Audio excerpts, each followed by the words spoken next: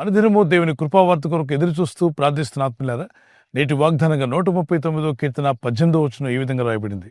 దేవా, నీ తలంపులు నాకెంత ప్రియమైనవి, వాటి మొత్తం ఎంత గొప్పది. వాటిని లెక్కించదని అనుకుంటున్నా అవి ఇసుక కంటెను లెక్కకు ఎక్కువై ఉన్నవి.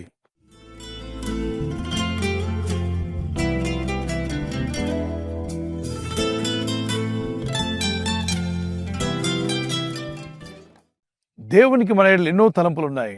ఆ తలంపులు లెక్కించాలంటే అవి ఇసుక కంటే అధికంగా ఉన్నాయని భక్తులైన దావీదు చెప్తున్నాడు. ఇసుక రేణువుల కన్నా అధికంగా ఆయన తలంపులు మీ పట్ల కలిగి ఉన్నాడు. చూడండి, నా చేతులు ఇసుక పడుతూ ఉండగా అది విస్తారంగా ఎన్నో తలంపులు, దేవుడు మన పట్ల ఎన్నో తలంపులు కలిగి ఉన్నాడు. ఈ ప్రపంచంలో అన్నింటినీ లెక్కించడానికి ఎన్నో రకాల ఉపకరమైనటువంటి పరికరాలు వచ్చేసాయి, కానీ ఇసుకను లెక్కించడానికి ఇంకా రాలేదు. ఇసుకను లెక్కించడం చాలా కష్టం. ఇసుక రేణువుల వలె మన పట్ల దేవుడు ఎన్నో తలంపులు కలిగి ఉన్నాడట. ఏదో ఒక తలంపు, ఒక ఆశీర్వాదమే కాదు. ఆయన విశ్వాసం ఉంచి ప్రార్థించి దేవుని భయభక్తి కలిగి జీవించినట్లయితే, ఆయన ఆజ్ఞలకు విధేయులైతే, ఆయన చిత్తం నెరవేర్చడానికి ఇష్టపడినట్లయితే మీ ఎడల దేవునికి ఉన్న తలంపులు ఎంతో గొప్పవి. అవి వివరించాలనుకుంటే మీ వల్ల కాదు. ఎందుకంటే ఇసుక రేణువుల వలె ఎంతో విస్తారంగా దేవుడు మీ పట్ల, మీ గురించి ఆలోచిస్తూ ఎన్నో మంచి తలంపులు కలిగి ఉన్నాడు. యెషయా గ్రంథము 55:9-10 వచనాల్లో, మీ తలంపుల కన్నా నా తలంపులు, మీ మార్గముల కన్నా నా మార్గములు ఎంతో గొప్పవని దేవుడు అన్నాడు. భూమి కన్నా ఆకాశంలో ఎంత ఎత్తుగా ఉన్నవో అంత గొప్పగా దేవుడు నీ గురించి ఆలోచిస్తున్నాడు, నీ గురించి తలస్తున్నాడు. నిన్ను బలపరచాలని, ఆయన కనికరం చొప్పున నిన్ను నిలబెట్టాలని, నీ ఇంటిని దీవించాలని, మీ జీవితం అనేకులకు ఆశీర్వాదకరంగాను దేవుని మహిమార్థంగాను మీరు ఉండాలని ప్రభు యొక్క తలంపులు కలిగి ఉన్నాడు. కొన్ని సంవత్సరాల క్రితం నేను రోడ్డు మీద నడుస్తూ వెళ్తున్నప్పుడు రోడ్డు ప్రక్కన ఏదో కాలువ పని జరుగుతుంది. భార్యాభర్తలు ఇద్దరు కష్టపడి పని చేస్తున్నారు. అది తవ్వుతూ ఉన్నారు. ఆ తవ్వే టైంలో పక్కన చెట్టు ఉంది. చెట్టుకి ఒక చిన్న ఉయ్యాలు కట్టేస్తుంది. వాళ్ళు చిన్న బాబుని ఆ ఉయ్యాల్లో వేశారు. ఆమె భర్త తవ్వుతున్నాడు. పొలుగుతో భర్త తవ్వుతూ ఉంటే భార్య పారతో తీస్తుంది. మధ్యలో వెళ్ళి ఆ బిడ్డకు ఉయ్యాలు ఊపేసి వస్తుంది. ఆ ఉయ్యాలు ఊపడానికి ఒకసారి భార్య, ఒకసారి భర్త వెళ్తున్నారు.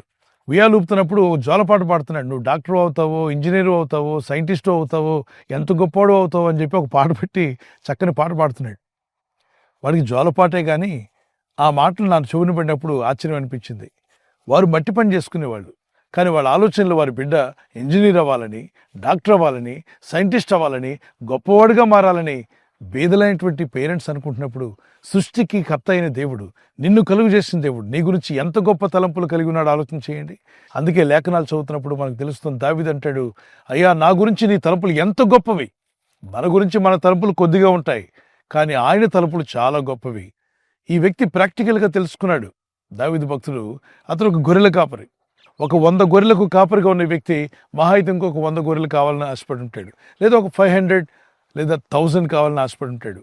కానీ దేవుడు అతనికి ఇవ్వాలనుకున్న ఆశీర్వాదాలు ఎంత గొప్పవంటే అతని పట్ల ఆయన తలంపులు చాలా గొప్పవి. అది దావీదుకు తెలియదు. అతను ఊహకు మించిన తలంపులు దేవుడు అతని పట్ల కలిగి ఉన్నాడు.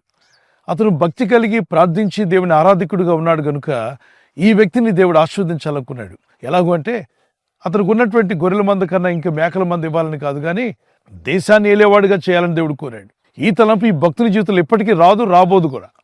అటువంటి గొప్ప తలంపులు, ఊహకు మించిన తలంపులు కలిగిన దేవుడు నీ పట్ల, మీ కుటుంబం పట్ల కలిగి ఉన్నాడు. గొర్రెల కాపరిగా ఉన్నటువంటి దావీదుని ఒక దేశానికి రాజుగా దేవుడు చేసి రాజసింహాసనం మీద కూర్చోబెట్టి అనేకులు వచ్చి అతని ముందు నిలబడేలా చేశాడు. అధిపతులు, జ్ఞానులు అతని ముందు నిలబడి అతనిచ్చే సలహాలు వినేలా చేశాడు. గొర్రెలు కాసుకునే వ్యక్తికి ఇంత జ్ఞానం ఎక్కడి నుండి వచ్చింది, ఇంత తెలివి ఎక్కడి నుండి వచ్చింది? ఒక మహారాజుగా ఎలా మార్చబడ్డాడు? అంతేకాదు, ఆ రాజ్యము 40 సంవత్సరాల పాటు తన రాజ్య పరిపాలన చేశాడు. దేవుడు అనుకుంటే ఏదైనా సాధ్యమే. ఆ ప్రభు మనతో చెప్పిన మాట, నువ్వు ప్రార్థించు, ప్రయత్నిస్తూ ఉండు, నేను నిన్ను ఫలింపజేస్తాను. కొందరు ప్రార్థిస్తారు కానీ ప్రయత్నం చేయరు, కొందరు ప్రయత్నాలు చేస్తారు కానీ ప్రార్థన చేయరు. మనం చేసే ప్రయత్నాలు ఫలించాలంటే దేవుని దయ కూడా ఏడవాలి. చూడండి, టీ అంటాం, లేక కాఫీ అంటాం. కాఫీ అనగానే ఒక కాఫీ పౌడరే కాదు, ఆ కాఫీలో ఏమేమి కలిసి ఉన్నాయంటే కాఫీ పౌడర్ ఉంటుంది, పాలు ఉంటుంది, నీళ్లుంటాయి, మధురానికి ఇంకేదైనా కలిపి తీసుకోవడానికి ప్రయత్నం చేస్తారు. ఇన్ని కలిపినప్పుడే అది టీగా మారింది, అది కాఫీగా మారింది. దేవుడు మిమ్మల్ని దీవిస్తాను అన్నప్పుడు ఏదో ఒక దీవెనే కాదు, అనేక విధాలుగా మల్టిపుల్గా దేవుడు మిమ్మల్ని బలపరిచి, మిమ్మల్ని ఆశీర్వదించి, ఆయన మహిమార్థం మిమ్మల్ని నిలబెట్టి నడిపించగల శక్తిమంతులైన దేవునికి మిమ్మల్ని మీరు అప్పగించుకోండి, ప్రార్థన చేయండి. ఒక చిన్న కీర్తన పాడుకుందాం. నా ఎడల నీకున్న తలంపులన్నీయు విస్తారమైనవి, లెక్కకు మించినవి. నా ఎడల నీకున్న తలంపులన్నీయు విస్తారమైనవి, లెక్కకు మించినవి. నీ కృపలను గూర్చి నే పాడేదా, నీ ప్రేమ సువార్తలు నే చాటేదా. నీ కృపలను గూర్చి నే పాడేదా, నీ ప్రేమ సువార్తలు నే చాటేదా. నీ సాక్షిగా నేను జీవించేదా. నా ఎడల నీకున్న తలంపులన్నీయు విస్తారమైనవి, లెక్కకు మించినవి. నా ఎడల నీకున్న తలంపులన్నీయు విస్తారమైనవి, లెక్కకు మించినవి. ఒకసారి కళ్ళెత్తి చూస్తే ఆకాశం ఎక్కడుందో, ఎంత దూరంలో ఉందో, ఎంత మెజర్ చేయాలన్నా మనకు వీలుపడదు.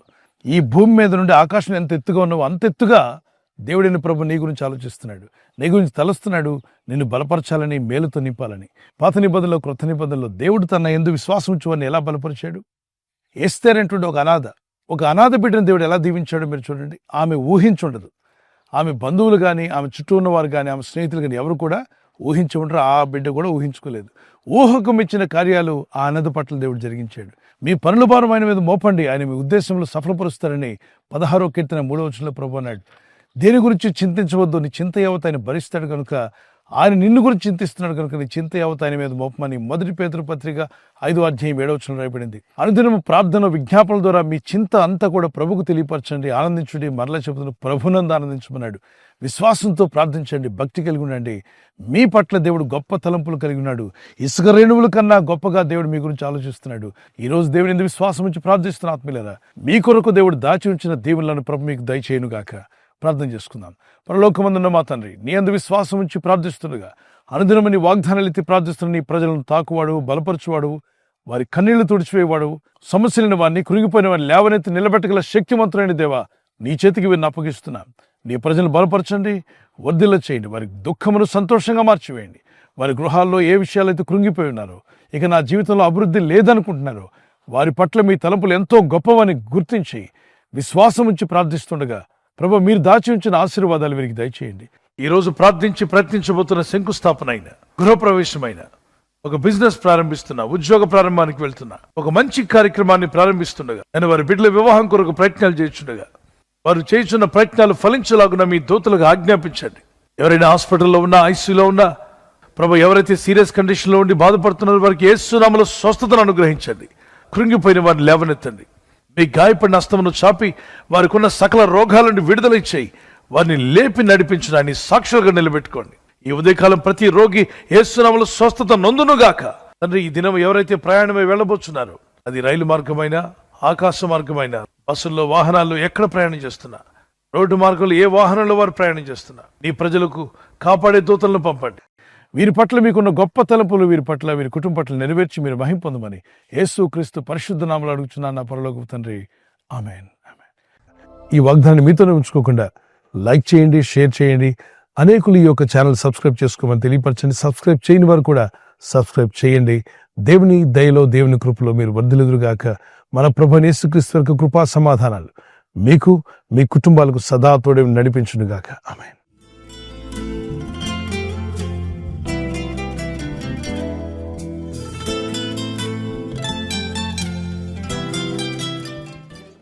ఈరోజు వాగ్దానం బర్త్డే జరుపుకునే వారికి happy birthday to you, many more returns of the day. ప్రభు కృప మీకు తోడే ఉండుగాక. మంచి ఆయుర ఆరోగ్యములు ప్రభు మీకు దయచేయునుగాక.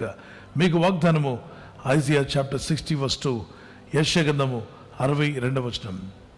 యెహోవా నీ మీద ఉదయించున్నాడు, ఆయన మహిమ నీ మీద కనబడుచున్నది. దేవుని మహిమ మీ మీద కనబడాలి, ఆయన సన్నిధి, ఆయన వెలుగు మీ మీద ప్రకాశించాలి. అది మా ప్రార్థన. ఈ వాగ్దానం పట్టుకొని ప్రేయర్లో ఉండండి.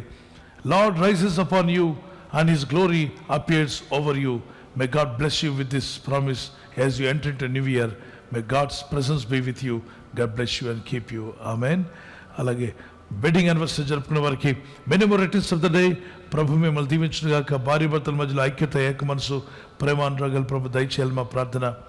ప్రభు రాకడ ఆలస్యమైతే సిల్వర్ జూబ్లీ, గోల్డెన్ జూబ్లీ, అలాగే ప్లాటినం కూడా జరుపుకునే కృప దేవుడు మీకు ఇచ్చును గాక.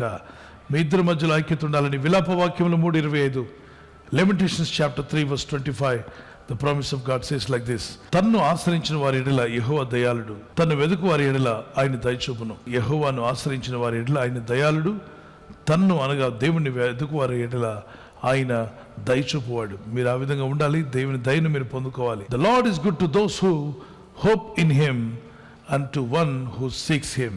ఆయన పట్ల నిరీక్షణ కలిగి ఉన్నావా? If you have hope in God, he is going to be good. He is always good and he will do good things for you. If you seek him, everything shall be added unto your life. God bless you with this promise. ఈ ఛానల్ను మీరు subscribe చేసుకోవడం వలన 2 పనులు జరుగుతున్నాయి. ఒకటి, సువార్త జరుగుతున్నది, ఆత్మలు రక్షించబడుతున్నాయి. రెండవది, పేదలకు, అనాథలకు ఈ ఛానల్ ద్వారా సహకారం అందించడం జరుగుతుంది. మనం సబ్స్క్రైబ్ చేసుకోవడం వలన అందరికీ సహాయం చేసిన వారమవుతున్నాం. ఖచ్చితంగా ఈ యూట్యూబ్ ఛానల్ను సబ్స్క్రైబ్ చేసుకొని బెల్ బటన్ ను క్లిక్ చేయండి. మీకు వెంటనే మెసేజెస్ పంపబడతాయి.